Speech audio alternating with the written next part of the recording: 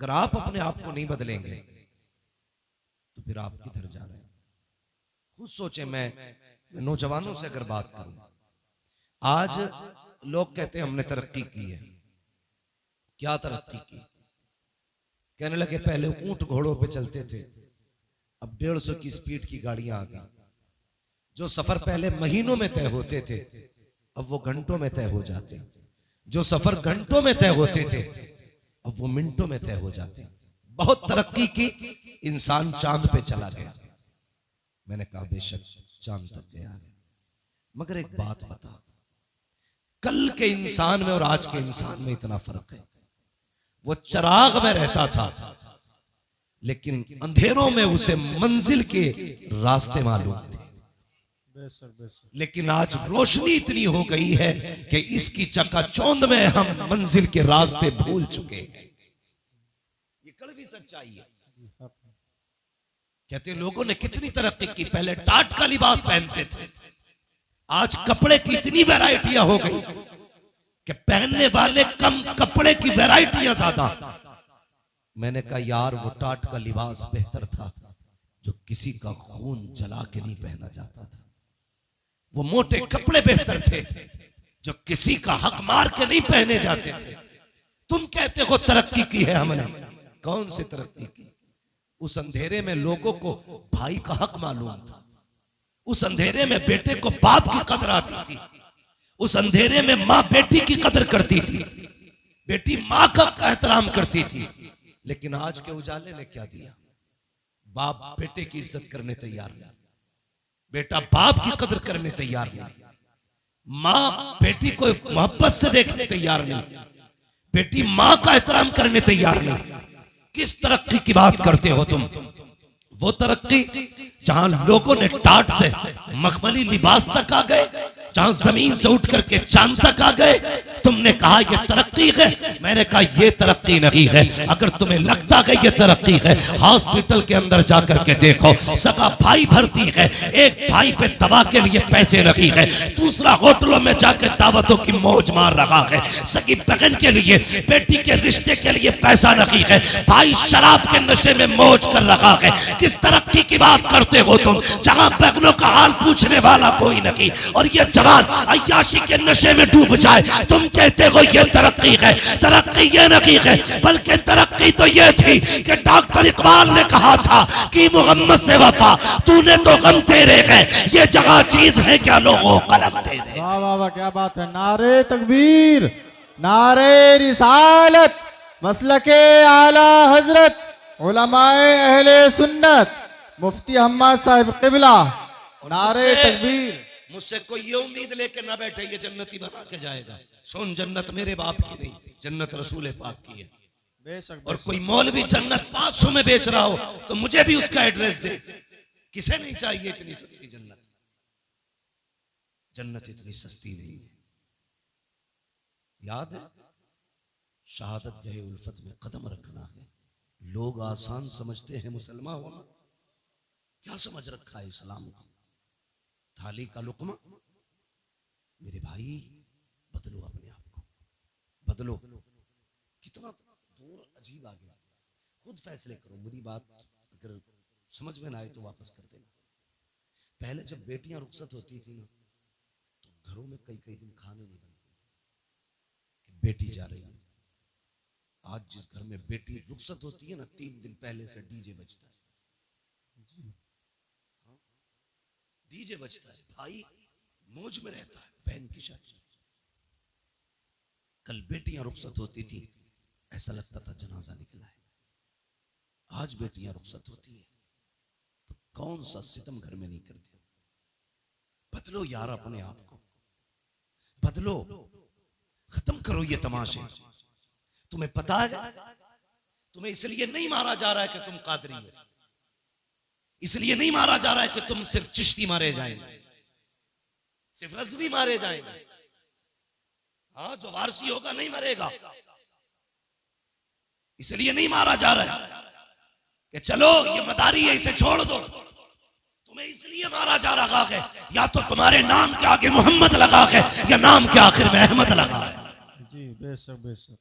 अगर अब भी नहीं समझे तो अब समझाने तो जिब्रील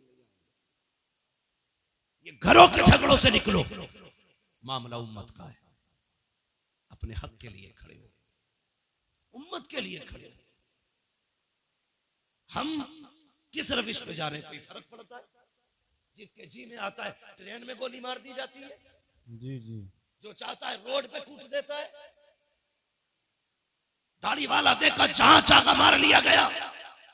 ये उम्मत इतनी लावारिस हो गई कि जो जहां चाहे हाथ उठा दे। हुजूर ने तुम्हें कलमे की रस्सी दी थी, पकड़ी तुमने? हम तो ये सोचते आज इनके घर में आग लगी है, वाह मौलवी का घर चल रहा, मेरा बचा है। कल आकिल के घर को आग लगे, ये आकिल का घर चल रहा है, मेरा बचा है। अगर यही सोच रहे हो तो इंतजार करना, एक दिन ये आग तेरे घर तक भी आएगी। जी बेशक, तुम्हारे घर तक भी आएगी। खुदा के वास्ते मुसलमान हो जाओ, सच्चे पक्के मुसलमान हो जाओ। एक दूसरे के लिए जीना सीखो, एक दूसरे के लिए मरना सीखो। सारे रिश्ते अपनी जगह है, हुजूर की गुलामी का रिश्ता अपनी जगह। बेशक बेशक क्यों बेशक। दिल में दर्द नहीं होता किसी के लिए? मुझे बताया जाए। हर शख्स ये चाहता है कि मेरी चौधराहट सलामत रहे, मेरी खसाबी बची रहे। सोम कितना बड़ा चौधरी हो जा, जितना चाहे जमींदार हो जा, जब मरेगा कंगाल हो जाएगा। चौधराहट उसकी सलामत रहेगी जो यहां भी गुलामी का दावा करेगा, वहां भी गुलामी का दावा। बेशक बेशक बेशक, वाह बहुत खूब। हुजूर के गुलाम बन जाओ, हुजूर के गुलाम बन जाओ। कौन सा बवाल नहीं है हमारे समाज में, एक हंगामा महशर होता है उसको जी, सैकड़ों बातों का रह रहे के ख्याल आता है। जी बेशक बेशक। हमारा मुआशरा मर्द पीरों से पहले से तबाह है, अब तो औरतें पीर बन के निकल आए। हाँ? पहले के आतंक मियाओं के कम थे, अब औरतें मियां बन गई। एक दिन आगरे से फोन आता है कि हमारे यहाँ एक खातून है, वो लोगों को इलाज भी कर रही है, मुरीद भी कर रही है। बताइए हमारी कौम औरतों के आगे झुक जाती है जाकर के। हमें तो इतना भी नहीं पता औरत की अपनी हद क्या होती है, उसका अपना मकाम क्या होता है। लोग कहते मौलाना उस पे ऊपर के आया करते हैं, उस पे दाएं से आया करते हैं, बाएं से आया करते हैं। ओ हया कर, शर्म कर, जिसे दीन नहीं आता उसे कुछ भी नहीं आता। रह गई इलाज की बात, दावे के साथ कहता हूँ मेरे सर का दर्द काट के दिखा, जिंदगी भर गुलामी करूंगा। और अगर नहीं कर सकता तो आज तू भी ये कहते मैं मुजरिम हुआ का, मुझे साथ ले लो कि रास्ते में है जा बचा थाने वाले। नारे तकबीर, नारे रिसालत, मसलके आला हजरत, आमदे मुस्तफ़ा कॉन्फ्रेंस, मुफ्ती हम्माद रजा साहिब क़िबला।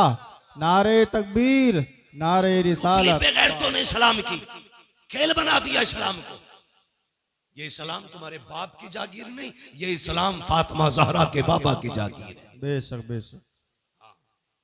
दीन को सलामत रखो, बदलो अपने आप को। समाज इतना गंदा, ये पैसा सिर्फ सब कुछ पैसे के लिए हो रहा है, सब कुछ पैसे के लिए। इज्जतें लोग बेच रहे हैं पैसे के लिए। हाँ, ये ठग विद्तियों के खेल पैसों के लिए।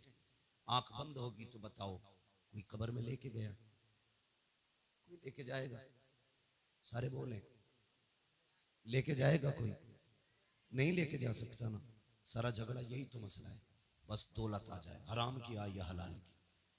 कोई रूल नहीं चलता, कुछ नहीं आता तो मियाँ बन के बैठ गए, बाबा बन के बैठ गए। ठगा जा रहा, ठगा। हमारी कौम कितनी सादा है, कहती बड़ा पहुंचा हुआ। जो ये कह देना झूठा रहमान साहब तुम पर 5 का साया, तो कहेंगे कि ये बहुत पहुंचा हुआ आदमी है। इनने पकड़े मेरे 5, इसने पकड़े। उतारेगा कौन कि भाई ये मैं नहीं कर सकता? जानवर जब बताए तूने तो उतारेगा कौन? तेरा बाप। 5 बता तू रहा है तो उतार भी तू। जी बेशक। अगर हम बताएंगे तो उतारने का तरीका भी हम बताएंगे। जी बेशक बेशक। जितने भूत भूतनिये हो सब लेके आ और पूछ इन उलमा से ये कैसे उतरेंगे। ये कहेंगे ना जा 40 दिन चिराग जलाने, मत जा किसी पीर की चौखट पे झाड़ू लगाने। अपनी बेटी से के फजर की नमाज पढ़, सूरह यासीन लेके बैठ जा। मगरिब की नमाज पढ़, सूरह मुल्क लेके बैठ जा। अगर 40 जिन्न भी होंगे, खुदा ने कुरान में वो ताकत रखी रखी है। 40 मियाँ मिलके जिस जिन्न को नहीं उतार सकते, सूरह यासीन 40 जिन्नों को अकेले उतार सकते। वाह वाह वाह वाह वाह, क्या बात है, वाह वाह वाह, बहुत खूब माशाअल्लाह। आता किसे कुरान है, कह रहा हजरत 17 उम्रे करें इस साल में, 17 उम्रे करें। और यूं है, चल उम्रे करे, हाँ मैंने कुरान सुना, नमाज में कितनी सूरतें पढ़ता है? भाई बस कुछ नहीं, कुल वल्लाह से ही काम चलाता हूं। ईशा की 17 में कुल वल्लाह पढ़ा के बस। मैंने सोचा है, मैंने कहा यार ये 17 उम्रे करने गया, जब हुजूर के रोजे पे गया था ख्याल नहीं आया, अगर हुजूर पूछ लेते यहां तक आया है, कुछ मुझे भी कुरान पढ़ के सुनाते, क्या था तुम्हारे पास? हमारी कौम के 70% लोगों को सही तरीके से कलमा नहीं आता। 70% लोगों को सही तरीके से कलमा नहीं आता। और चौराहे पे खड़े होकर मैं मौलवी यूं, हाफिज यूं, कारी यूं, नमाज पढ़ के ना निकलता, अब मस्जिद के गेट पे जाकर लगा अंगूठा इलाज। जिसके पीछे नमाज पढ़ी है अभी मस्जिद से निकलता नहीं, पूरी बात अपनी नमाज तो बचा। तुझे इमाम का अंगूठा कैसे दिख गया कि सजदे में? तो तू क्या कर रहा था भाई? अगर इमाम का अंगूठा सजदे में हिला तो तू किधर देख रहा था? तू नमाज पढ़ रहा था कि ताकत हाथी कर रहा था? जी बेशक, हक बात हो गई। कुरान सीखो मुसलमानों, सीखो और तमन्ना करो कभी मदीने शरीफ जाएंगे, हुजूर को सूरह यासीन पढ़ के सुनाएंगे। वाह वाह वाह वाह वाह वाह, क्या बात। साल में उम्रा एक करेंगे, लेकिन मदीने वाले को कुरान की कुछ आयतें सुना के आएंगे। बेशक बेशक। कभी जाएंगे जन्नतुल बकी में, जाएंगे सैयदा के मजार पे, जिसके बेटों ने नेज़ों पे कुरान सुनाया, हम उसकी कब्र पे बैठ के कुरान सुना के आए। वाह वाह वाह, नियत करना, ये नहीं आती बात जब निकल के आती है, अल्लाह माफ करे। हमारी कौम में ना दो तबके, एक तो बहुत ज्यादा गरीब और एक बहुत ज्यादा अमीर। गरीबों का मामला ये, वो दीन यूं भूल बैठे कि उन्हें कुछ आती नहीं। अमीर यूं दीन भूल बैठे कि फैशन में आ गए। जाते हैं दोस्तों के साथ, क्या है? कुछ नहीं, बस मौलाना ये बियर है। क्या है बियर? कुछ नहीं, ये तो जूं से फलों का, इसके नाम पे हमने शराब पी ली। तुम्हें पता है बहानों से तुम्हारे हलक के अंदर हराम उतारा जा रहा है, और जिस मुसलमान के हलक से हराम उतर जाए उससे ईमान की ताकत छीन ली जाती है। हाँ, अगर वो शेर हो तो कुत्ता बना दिया जाता है, कुत्ता हो तो गीदड़ बना दिया जाता है। मैं कहता हूँ हलाल लुकमे का, खुदा की कसम गीदड़ होगा अल्लाह तुझे शेर बना दे। बेशक बेशक, ये हलाल लुकमों की ताकत है। हमारी कौम का जवान टूटता जा रहा है। दो चीजों ने बर्बाद किया, एक नेट का नशा, दूसरा शराब का नशा। बदलो इन चीजों से, सबसे निकलो। हम शराब के नशे में डूबते। नौजवानों दुआएं मांगा करो, अल्लाह ज़बान नापाक ना करना, अल्लाह हल्क नापाक ना करना। खुद मेरा एक सवाल है, जरा सुने। अभी मुहर्रम शरीफ का महीना गुजराते नहीं, मुहर्रम शरीफ का महीना। यकीनन उम्मीद है हर सुन्नी ने करबला वालों के नाम पे कुछ ना कुछ जरूर चखा होगा। ठीक है जी, चाहे उसने हलीम खाया हो, शरबत पिया हो, सबील के नाम पे, उनके नाम पे जरूर खाया। और मेरा अपना अकीदा तो यह है, खाते हैं तेरे दर का, पीते हैं तेरे दर का, पानी है तेरा पानी, दाना है तेरा दाना। क्या बात है, वाह वाह वाह। मैं गलत नहीं कह रहा हूं, मैं नेपाल तकरीर करने के लिए गया। नेपाल में अल्लामा शमीम साहब, नेपाल में तकरीर करने के लिए गया, तो एक बहुत बड़ा अधिकारी पुलिस डिपार्टमेंट, वो मुझसे आके कहने लगे कि मौलाना तुम्हें मैंने भी लेट के सुना है, तुमसे ये कहने आया हूं कि आप अपनी कौम के नौजवानों से इतना पूछना कि जो सरहद पर शराब के साथ पकड़े जाते हैं वो मुसलमान ही क्यों होते हैं। ये सोचने वाली बात है कि जो सरहदों पे शराब और नशे के साथ पकड़े जाते हैं वो मुसलमान ही क्यों होते हैं। इन्हें बताना तुम्हारे दीन में शराब कितना बुरा पाप है। सबने भी मुहर्रम शरीफ का हलवा खाया, लेकिन तुम्हें पता है जिसने अकबर के सीने पे बर्छी लगवाई थी वो शराब थी, जिसने असगर के गले में तीर लगवाया था वो शराब ही थी, जिसने कासिम के जिस्म के टुकड़े कराए वो शराब ही थी, जिसने अब्बास के बाजू कटवाए वो शराब ही थी, जिसने ओनो मोहम्मद को शहीद कराया वो शराब ही तो थी, जिसने सकीना के कानों की बालियां छिनवाई वो शराब ही तो थी, जिसने अहले बैत के खेमों को आग लगवाई वो शराब ही तो थी, जिसने मुस्तफा की बेटियों को कैदी बनवाया वो शराब ही तो थी, जिसने हुसैन को सजदे में शहीद कराया वो शराब ही तो थी। अगर तू हुसैनी है तो इसे हाथ कैसे लगाता है, होठों से क्यों लगाता है? थूक दे इसके ऊपर और ऐलान कर दे, जिसको नबी से नफरत, जो नबी का नहीं वो हमारा नहीं, जिसे आका टुकरा दे उसे हम हाथ नहीं लगाएंगे और ऐलान कर दे, और लोगों शराब से मुस्तफा ने नफरत की है, अब मोहम्मद का गुलाम भी शराब से नफरत करके दिखाए। वाह वाह क्या बात है, वाह वाह वाह वाह वाह, करेंगे इंशाअल्लाह। अगली बात करने लगा, ये कोई तरक्की की बात नहीं। दूसरी बात, हमारे अमीरों के घर की इज्जत है, हमारे अमीरों के घर की इज्जत है, दूसरों के घरों की रौनक बन गई। वो कैसे? शादी आती है तो क्या कहती है बहन, भैया पैसे तो मैं खुद लाऊंगी अपनी पसंद से, बुरा मत मानना। जैसे आपकी बेटी है वो मेरी भी बेटी है, आपकी बहन मेरी बहन है, किसी को जलील करना मकसद नहीं है। मामला सिर्फ इतना है, मेरी तकरीर तबे यार को बेचैन करती है, सबब क्या है वही कहता हूं जो दिल पर गुजरती है। मेरे सामने ज्यादातर नौजवान बैठे और मैं ये सोचता हूं अगर जवान मजबूत हो गए ना तो कसम खुदा की मुआशरा मजबूत हो जाएगा।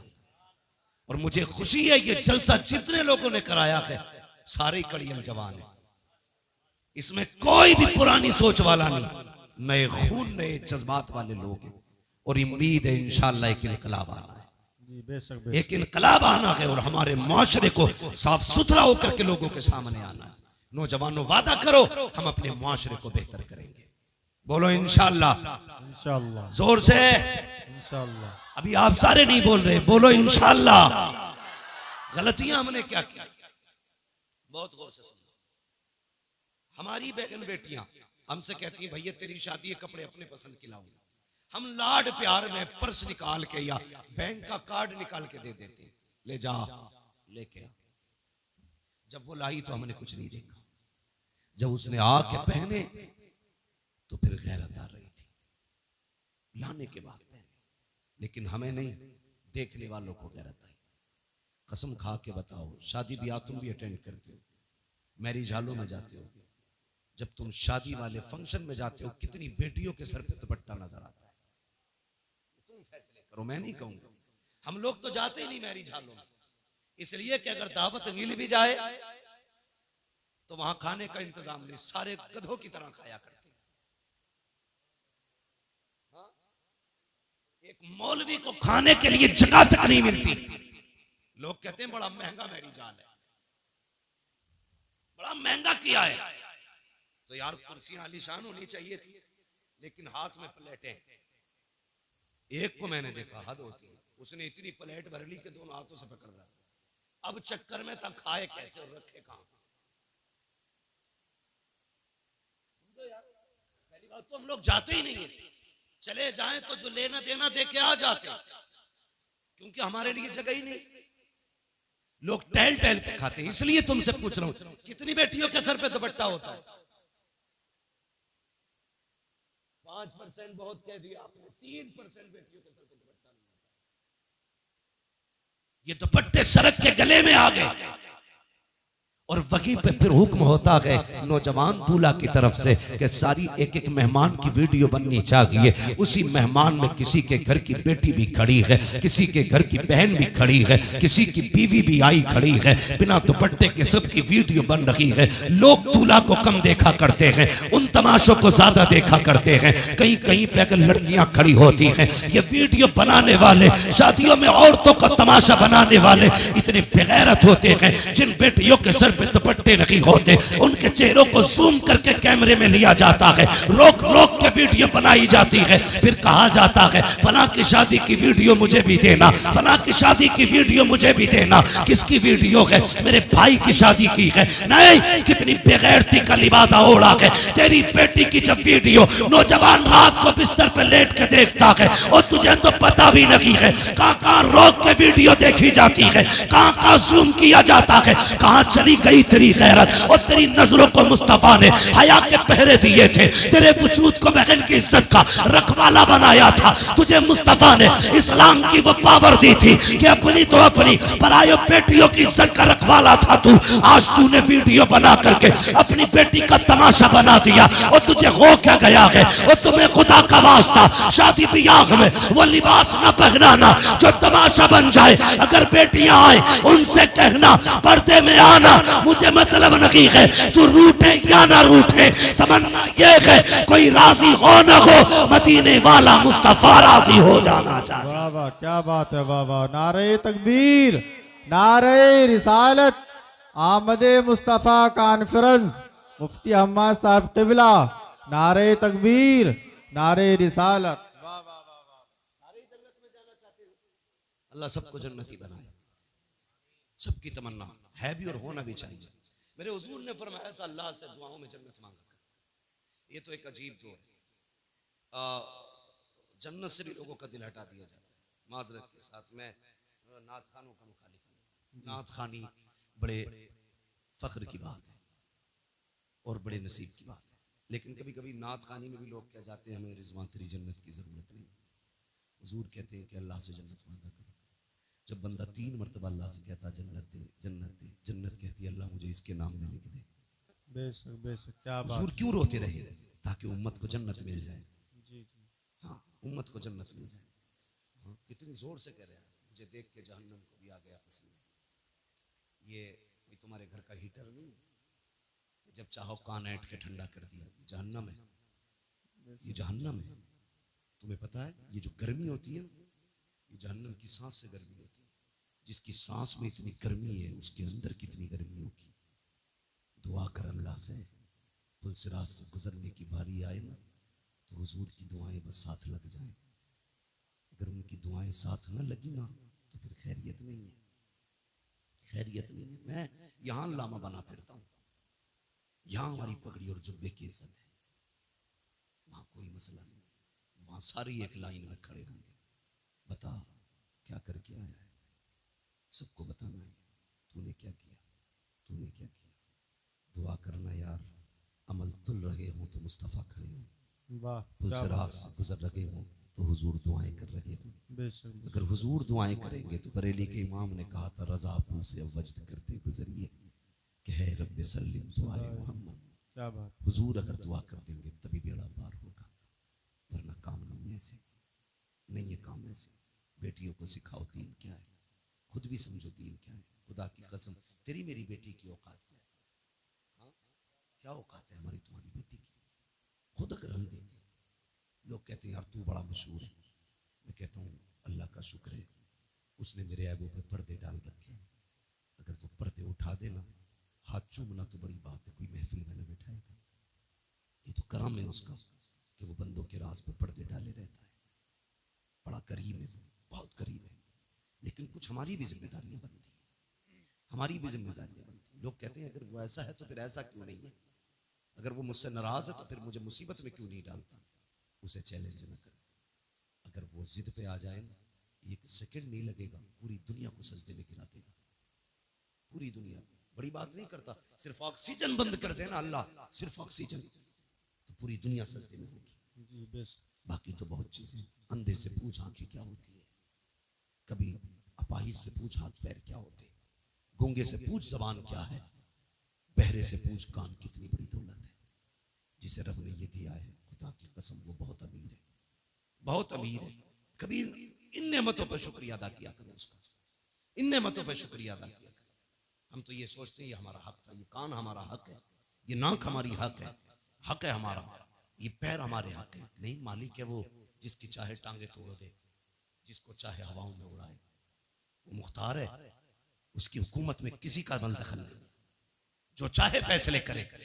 हाँ, अल्लाह से डरना चाहिए, डरना चाहिए। लोग कहते हैं मेरी बेटी है, तुझे क्या हुआ? हमें कोई फर्क नहीं पड़ता, किसी की भाग जाए या रह जाए। डर इस बात का, कयामत में सैयदा के सामने किस मुंह से जाओगे? सिर्फ इस बात का डर। ये कुर्ता जुब्बे पजामे कपड़ों वाले लोग जानते हो क्यों? ये क्यों चीखते? क्या फायदा इसका? तुम्हारी बेटी अगर जींस में है, इनका क्या नुकसान है? तुम्हारी बेटी अगर दुपट्टे में आ गई, इनका क्या फायदा है? ये सिर्फ इसलिए मेहनत करते हैं, अगर तुम और तुम्हारी बेटी जन्नत में चली गई तो हमारा क्या जाएगा? हम तो बस वो बताना चाहते हैं जो हुजूर ने कहा है। तुम्हारी मेरी बेटी की औकात क्या है? खुदा की कसम, कायनात में अली की बेटी जैसी लाके दिखाओ। वाह वाह वाह वाह, क्या बात। आज कोई अली की बेटी जैसी बेटी लाके दिखाओ। बेशक बेशक। हाँ, करबला की पूरी तारीख पढ़ डाली। 13 मुहर्रम से चलने वाला काफिला 27 रमजान को मदीना शरीफ पहुंचा, लेकिन तारीख की किसी लाइन में नहीं मिलता कि सैयदा ज़ैनब को किसी ने बेपर्दा देखा। बताओ ना मुझे, क्या तेरी बेटी का स्टेटस क्या है? प्रधान की बेटी है, बस जमींदार की बेटी है। ज़ैनब का स्टेटस ये है, उसका बाप वलियों का इमाम है, उसका भाई शहीदों का इमाम है, उसका नाना सारे नबियों का इमाम है। बेशक बेशक, क्या बात है। वाह वाह वाह। ज़ैनब का स्टेटस, तेरी बेटी का स्टेटस क्या है? सोच तो सही।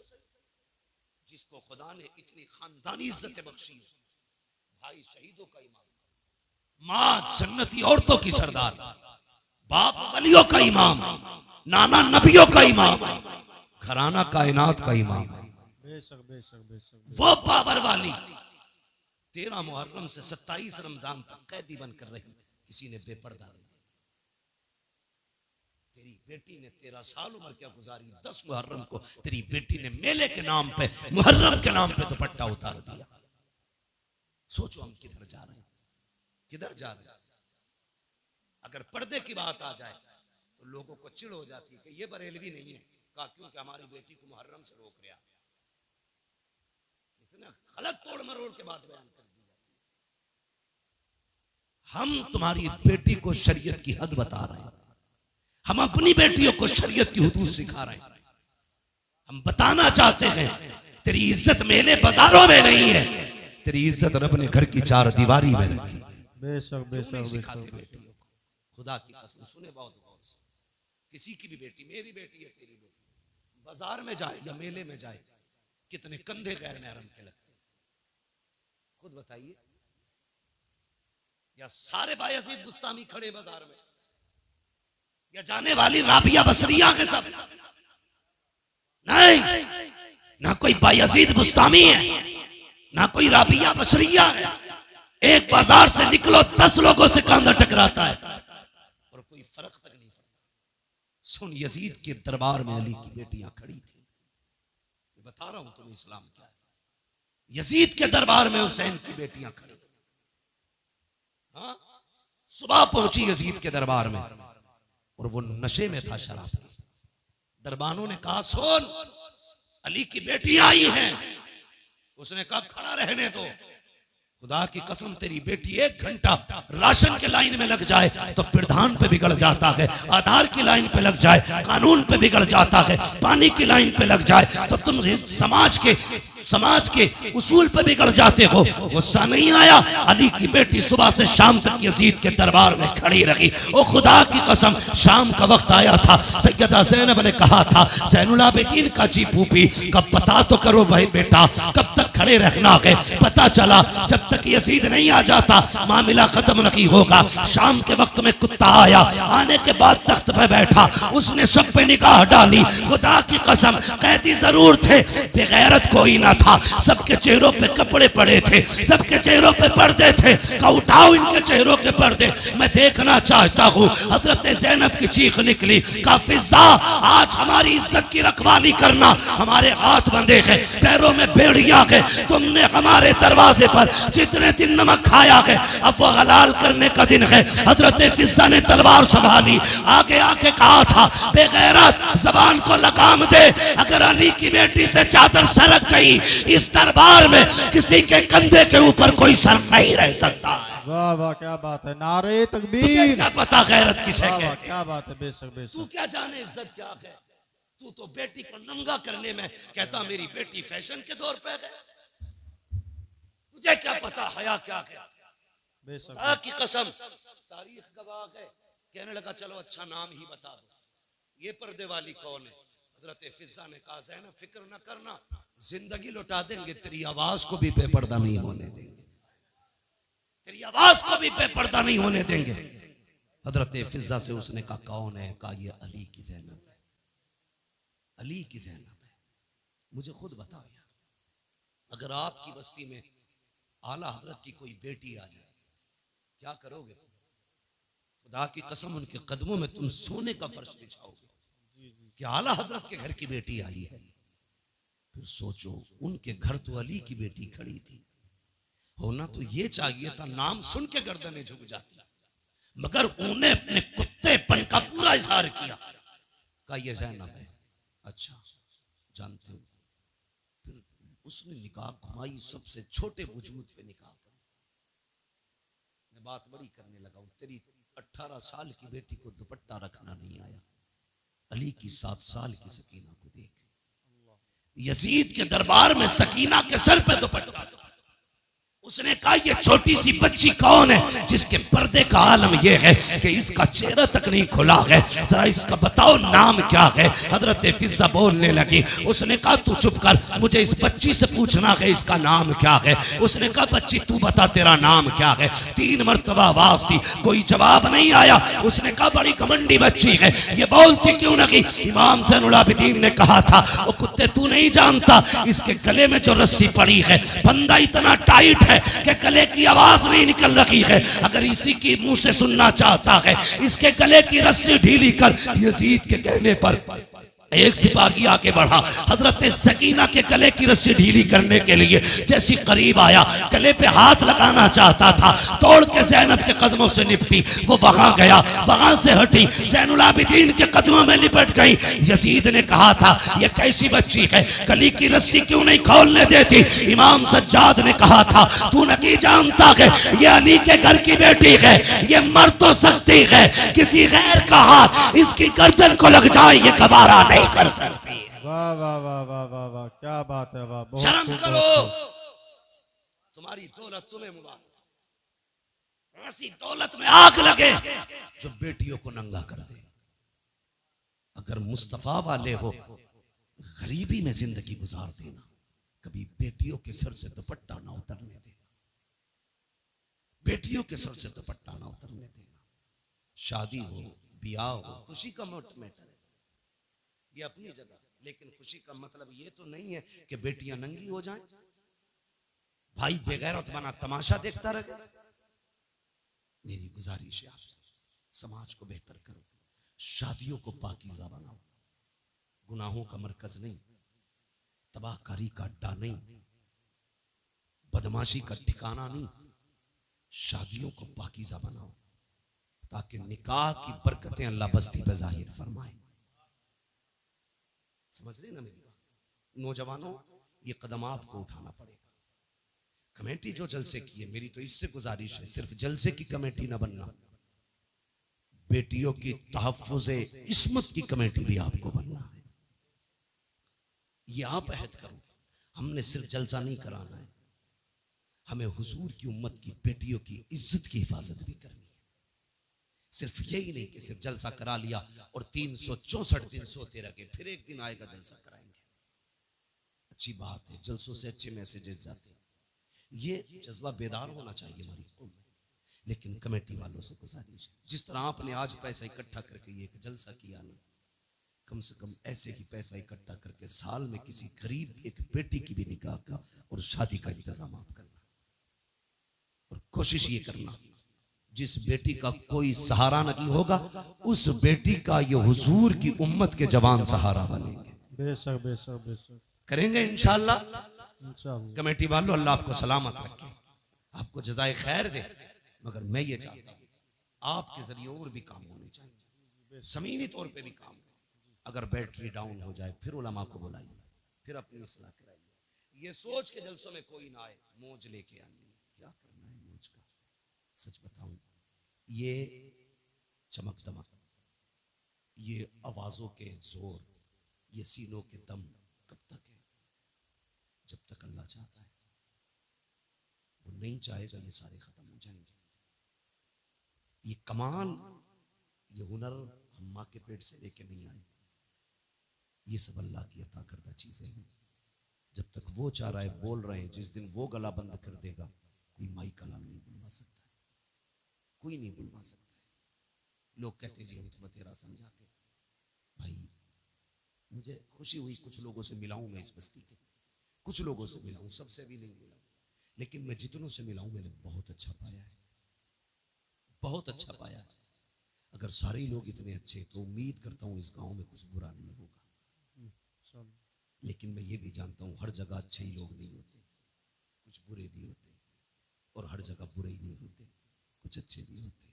अच्छे लोगों से कहूंगा बुरों की परवाह ना करना, बुरे लोगों से कहूंगा दूसरों के पीछे न पड़ना, अपने गिरबान में भी झांकना, फिर फैसला करना तुम्हें क्या करना है, फिर फैसला करना तुम्हें क्या करना है। अल्लाह करे हमारी बस्तियां ऐसी मोहब्बत और प्यार की हवाएं बस्तियों में चले कि हर मुसलमान दूसरे मुसलमान के हक के लिए खड़ा होना चाहिए, हर मुसलमान में एक दूसरे मुसलमान के लिए हमदर्दी होनी चाहिए। गलत नहीं कह रहा, आप किसी एक समुदाय के बंदे को टच करके देखिए, पूरी कौम कौवे की तरह आ जाती है, और हमारी कौम के किसी भी बंदे को बीच में काट दिया जाए, बाकी लोग तमाशा बने। हम यहाँ जीने के लिए नहीं आए, हम यहाँ मरने के लिए।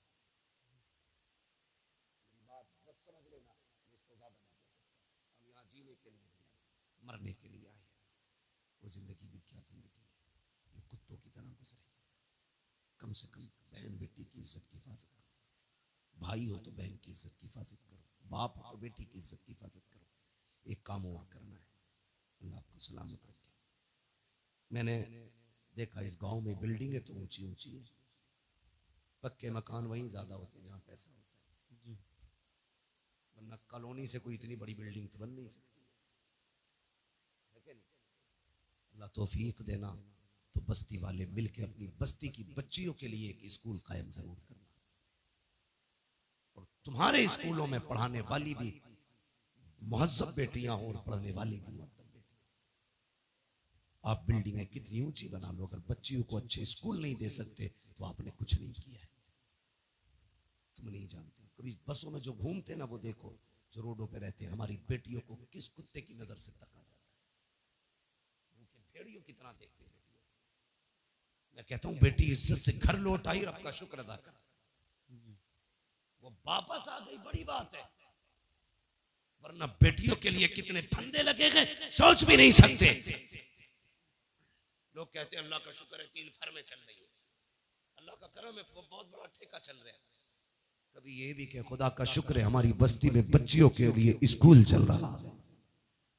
ये काम नौजवानों आपको करना है, ताकि आने वाली नस्ल को एक अच्छी जिंदगी दे सको।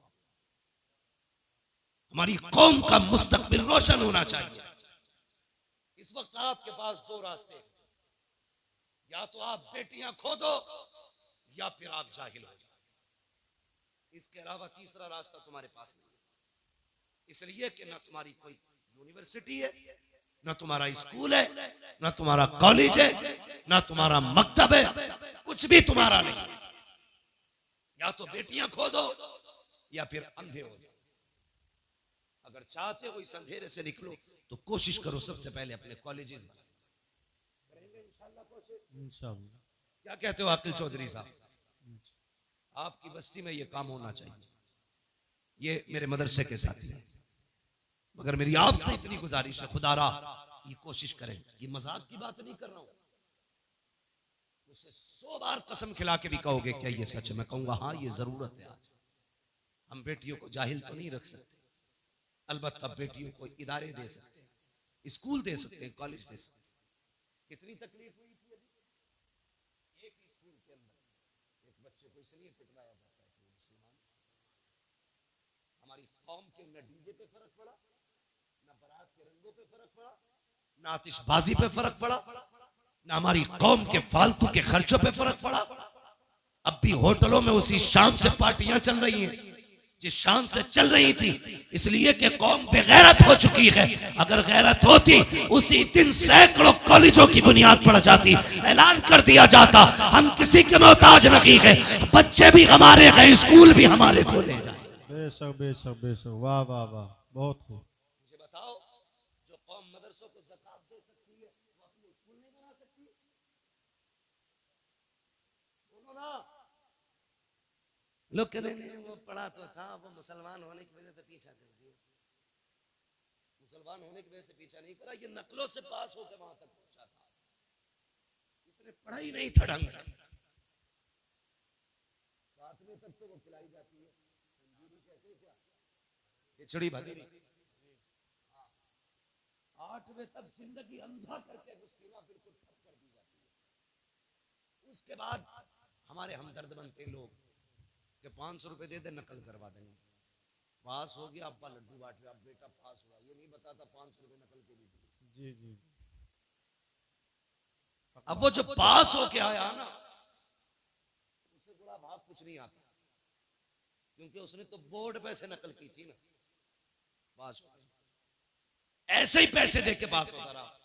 जब इंटरव्यू में बैठा तो लोग कहते मुसलमान होने की वजह से निकाल दिया। नहीं बे, तू गधा था इसलिए निकाला गया। अगर काबिल होता तो सीट तेरी थी। अगर तुझ में हुनर है तो कोई तुझसे तेरा हक नहीं छीन सकता। क्या मुसलमान आईएएस नहीं है? मुसलमान आईपीएस नहीं है? क्या वो गोली मार के बैठे? नहीं, काबिल थे, अपना हक लेना जानते। जी बेशक। अगर हक हासिल करना पड़ेगा तो काबिल बनना पड़ेगा।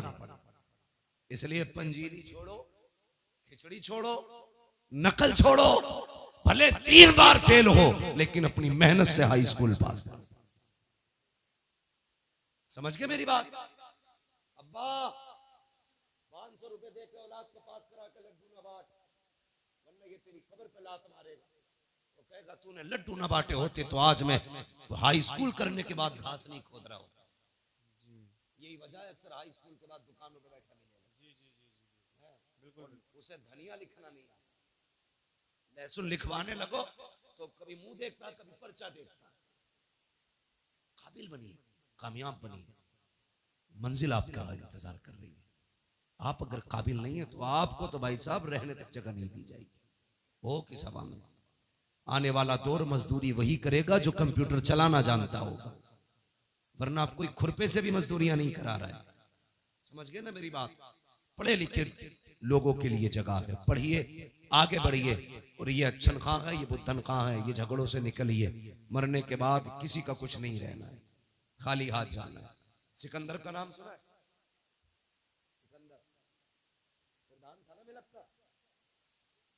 कौन था सिकंदर? बहुत बड़ा बादशाह गुजरा है। हाँ, इसने 22 साल की उम्र में आधी दुनिया फतह कर ली थी। और 22 साल में हमारी अम्मा ये कहती है भी तो लल्ला छोटा है, सुधर जाएगा, तो इसका हो जाएगा।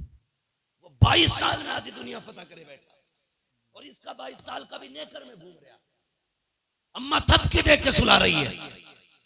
जो कर गुजरने की उम्रें थी वो नेकर में गुजर गई। अब बुढ़ापा आया तो ये निकला फतह करने। इसे खुद अब बैसाखी की जरूरत है। 22 साल में आधी दुनिया पे हुकूमत करने वाला बंदा, वो तो एक जगह सांप ने इसे काट लिया। हाँ। सुना यह है इसके साथ अरस्तु था, बहुत बड़ा तबीब था। उसने उससे कहा यार मेरा इलाज कर। कुछ दिन इलाज के बाद अरस्तु ने कहा कि बादशाह अब नहीं बचेगा, मौत करीब आ गई। उसने कहा ऐलान कर दो, कोई है जो मेरी सारी दौलत लेके मुझे इतनी सांसें उधार दे दे कि मैं अपने वतन तक जा सकूं। अरस्तु ने कहा था बादशाह ऐसी कोई दौलत नहीं बनी जो किसी को सांसें उधार दिलवा दे, कोई तुम्हें सांसें नहीं दे सकता। उसने कहा मैं आधी दुनिया का बादशाह हूं, क्या मुझे इतनी मोहलत नहीं कि वतन तक जा सकूं? उसने कहा सांसों का मालिक तू नहीं, सांसों का मालिक कोई और है। आज तेरा पैसा काम नहीं आने वाला। एड़ियां रगड़ने लगा। उसने कहा अच्छा चलो, मर तो रखा, फिर ऐसा करना मैं मरूं मेरे कफन से हाथ निकालना। ईसाई था। निकालना, कहा क्यों? ताकि दुनिया को ये बता जाऊं इस दौलत पे घमंड न करना। मैं आया था आधी दुनिया फतह की, जा रहा था कुछ लेके नहीं, खाली हाथ गया। अगर सिकंदर जैसा दौलत वाला एड़ियां रगड़ के वतन से दूर मर सकता है, तेरे मेरे पास क्या है? इसलिए दौलत पे घमंड न करना, हुजूर से वफा करो, हुजूर से मोहब्बत करो, उलमा से प्यार करो, इल्म से प्यार करो, अपने मामलात में उलमा को अपनी राय में शामिल रखा करो, इनको अपनी महफिलों में अपनी रायों में लाया करो। कोई काम किया करो, इनसे पूछा करो। खुदा की कसम, अकल अपनी जगह है, बरकतें अपनी जगह हुआ करती है। बेशक बेशक, बरकतें अपनी जगह हुआ करती है। कोशिश करना हर घर में कम से कम एक दीन सीखने वाला बंदा होना चाहिए। दावे के साथ कहता हूँ, 7 मास्टर बना लो, 1 इंजीनियर बना लो, साथ में 1 कुरान का कारी बना लेना। 1 हाफिज कुरान पूरे घर की हिफाजत के लिए काफी होता है। जी जी बिल्कुल बिल्कुल। वरना कई मैंने इंजीनियर डॉक्टर ऐसे देखे, कहते जी हम कुछ नहीं जानते, हम तो बस अल्लाह रसूल को ही जानते हैं। ऐसे नस्ल से बचिए, अपने घर में दीन वाला लाइए, 1 बेटे को कुरान सिखाइए, बदलिए अपने आप को। नौजवानों मजबूत होना है, हमें अपने मुआशरे को बेहतर करना है। और तुमसे गुजारिश है, सबसे बड़ी शिकायत क्या है? माफ करना। और मेरी इस बात को सलामी की बात नहीं करना, हमारी कौम के अंदर दलाल सबसे ज्यादा खाने के मुखबिर 500 रुपए में बिकने वाले लोग, शर्म आएगी। या तो 500 रुपए में खाने के हो जाओ, या वफा करके मदीने वाले मुस्तफा के हो जाओ। क्या बात है, वाह वाह। हमें अपने दीन से वफा करना, किसी पे झूठा केस ना लगाइए, किसी को फर्जी ना फंसाइए। लोग जाल लिए बैठे, सिर्फ बहाना चाहिए, उन्हें तो उंगली रखने का मौका मिले वो गर्दन दबोच लेते। ना करना ऐसे काम। अल्लाह तौफीक दे, किसी को फंसाना नहीं। अगर फंसा हो तो अपनी मेहनत से उस फंसे को निकाल के लाके खड़ा कर देना। तुम यहां मुसलमान की मदद करो, मरने के बाद अल्लाह कब्र में तुम्हारी मदद के असबाब पैदा फरमा देगा। करेंगे इंशाअल्लाह, इंशाअल्लाह। और जोर से बोलो इंशाअल्लाह। इंशाअल्लाह। फरमाया गया, ए ईमान वालों, अपने आप को और अपने घर वालों को जहन्नम की आग से बचाओ। कोशिश करें, दूसरों पर तंज करने से पहले जरूरी है अपने घर वालों की सलाह करें, अपने बच्चों को दीन से जोड़ें, मस्जिद के करीब लेके आए, अल्लाह से रिश्ता मजबूत करें, उसके रसूल से रिश्ता मजबूत करें। माँ बाप की नौजवानों इज्जत करो। माँ बाप से भी गुजारिश है, सिर्फ तुम्हारी फर्माबरदारी लाजिम नहीं, तुम पे भी कुछ हक औलाद का, तुम भी जरा इंसाफ करो, बच्चों के साथ सितम न करो। बात बात में ये नहीं है कि मैं तुझे जायदाद से मैं दखल कर दूंगा। आपकी भी जिम्मेदारी है, बच्चों को अच्छी तालीम दे, अच्छी तरबियत दे, उन्हें सिखाएं इस्लाम क्या है, उन्हें बताएं दीन क्या है, उनको ये सिखाएं हम यहाँ पर अल्लाह और उसके रसूल के लिए आए हैं। अच्छी नस्ल इंशाअल्लाह परवान चढ़ेगी, मुआशरा खुद ब खुद अच्छा होता चला जाएगा। ईमान वालों, अपने आप को और अपने घर वालों को जहन्नम की आग से बचाओ। अल्लाह ताला हम सबको गुनाहों से तौबा करने की तौफीक अता फरमाए, नेकियां करने की तौफीक अता फरमाए, अल्लाह और उसके रसूल से मोहब्बतों की अल्लाह तौफीक अता फरमाए। बस जो हुए अगलात उनको माफ फरमाए रब्बे कायनात। जिंदगी ने दिया साथ, फिर होगी मुलाकात, चमन रहा फूल खिलेंगे, जिंदगी रही फिर मिलेंगे, मुसाफिर हैं हम भी, मुसाफिर हो तुम भी, किसी मोड़ पर फिर मुलाकात होगी। सारे लोग कलमा शरीफ पढ़ लीजिए, ला इलाहा इल्लल्लाह। अभी जोर से नहीं पढ़ा, सारे लोग पढ़े, ला इलाहा इल्लल्लाहु मुहम्मदुर रसूलुल्लाह व मा अलैना इल्लल बलाग। अस्तगफिरुल्लाह रब्बी मिन कुल्लि ज़ंबिन व अतूबु इलैहि। अस्सलामु अलैकुम व रहमतुल्लाहि व बरकातहू।